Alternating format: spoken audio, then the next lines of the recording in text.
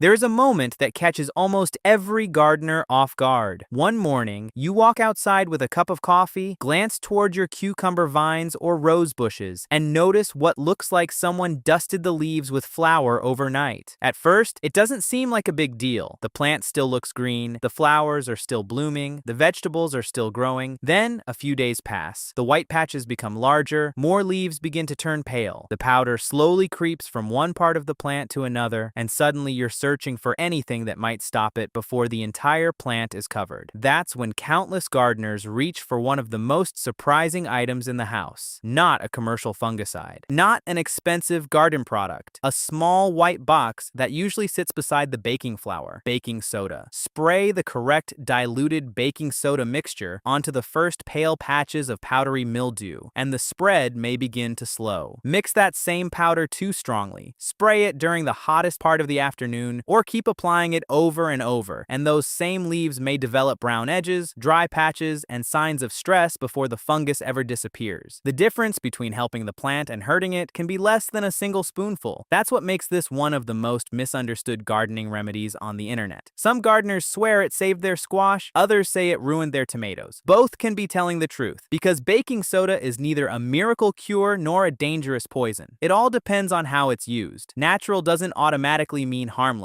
Homemade doesn't automatically mean safe. And the biggest mistake most gardeners make actually begins before the spray ever touches the leaves. By the end of this video, you'll understand why gardeners have been spraying baking soda on plants for decades, what it can realistically do against powdery mildew, why it should never be treated as a cure for every fungal disease, and the one mistake responsible for most cases of burned foliage. Because once you understand the science behind this ordinary kitchen powder, you'll never look at it the same way again. But before we get to the mistake that damages so many plants, we need to answer a much simpler question. How did a baking ingredient end up becoming one of gardening's most famous homemade sprays? For most people, baking soda has nothing to do with growing vegetables. It's something you use in cookies, cakes, or homemade bread. Some people keep an open box in the refrigerator to absorb odors. Others sprinkle it into shoes, scrub kitchen sinks with it, or use it as part of household cleaning routines. It has earned a reputation for being useful almost everywhere. Eventually, someone wondered whether it might also be useful in the garden. That idea wasn't completely unreasonable. Gardeners have always experimented with inexpensive household products. Long before every garden center carried dozens of specialized fungicides, people relied on simple materials they already had at home. If something appeared to solve a problem safely and cheaply, it was shared with neighbors, gardening clubs, and eventually entire communities. Baking soda fit that description perfectly. It was inexpensive. Almost every household already had a box. It dissolved easily in water, and unlike many chemical products, it felt familiar rather than intimidating. Then gardeners began noticing something interesting. When white powdery patches first appeared on squash leaves, cucumber vines, grape leaves, or roses, a mild baking soda spray sometimes seemed to slow their spread. The stories multiplied. One gardener told another. Newspaper gardening columns mentioned homemade recipes. Books included simple mixtures. Then came internet forums, blogs, and eventually social media, where the advice spread faster than the mildew itself. Some people began calling it a natural fungicide. Others promoted it as a cure for virtually every fungal disease. That's where the story started drifting away from reality. Because while some gardeners were seeing encouraging results, others were watching healthy leaves develop brown edges, white residue, curling, or signs of stress after spraying. The same kitchen powder, completely different outcomes. How could one gardener praise baking soda while another regretted ever using it? The answer isn't luck. It's understanding what baking soda actually does. Most people know baking soda by its common household name. Its real name is sodium bicarbonate. You don't need to remember the chemistry, but understanding two simple characteristics explains almost everything about how it behaves in the garden. First, baking soda is mildly alkaline. Second, it contains sodium. Those two facts shape nearly every benefit and every limitation that follows. Imagine looking at a leaf through a powerful microscope. Instead of a perfectly smooth green surface, you'd discover tiny ridges, protective waxes, microscopic pores, droplets of moisture, dust particles, pollen grains, bacteria, fungal spores, and countless invisible interactions taking place every hour of every day. That thin outer surface is where many fungal spores first land. It's where they absorb moisture. It's where they begin germinating. It's where they attempt to spread from one area of the leaf to another. When a properly diluted baking soda solution dries on that surface, it changes the environment those spores experience. The surface becomes slightly more alkaline. The chemistry around the spores changes. Under certain conditions, that altered environment may make it more difficult for powdery mildew spores to germinate or continue spreading. Notice what isn't happening. The baking soda isn't entering the plant and healing damaged tissue from the inside. It isn't repairing injured cells. It isn't reversing disease that has already occurred. Its main role is much simpler.